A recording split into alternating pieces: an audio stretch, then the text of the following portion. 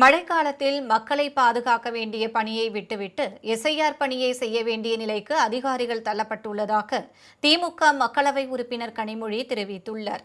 நாடாளுமன்ற குளிர்கால கூட்டத்தொடர் டிசம்பர் 1ஆம் தேதி தொடங்க உள்ளது.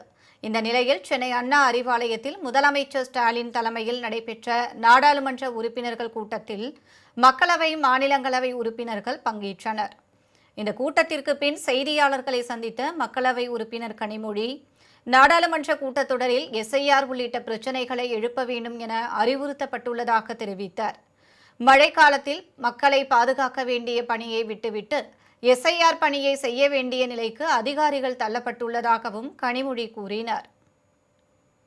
மழைக்காலம் என்பதை கூட கணக்கில் எடுத்துக்கொள்ளாமல் எல்லா அதிகாரிகளும் மழையிலிருந்து மக்களை பாதுகாப்பதற்கு அங்கே செய்ய வேண்டிய பணிகளை விட்டுவிட்டு எஸ்ஐஆரிலே கவனம் செலுத்த வேண்டிய நிலைக்கு தள்ளப்பட்டிருக்கிறார்கள். இது மக்களை பற்றி ஒரு அக்கறையே இல்லாமல் இந்த திட்டத்தை இந்த நேரத்தில் இந்த குறுகிய காலத்திலே போதிய அவகாசமே தராமல் அவர்கள் செய்து கொண்டிருக்கிறார்கள் என்பது ஏற்றுக்கொள்ள முடியாது.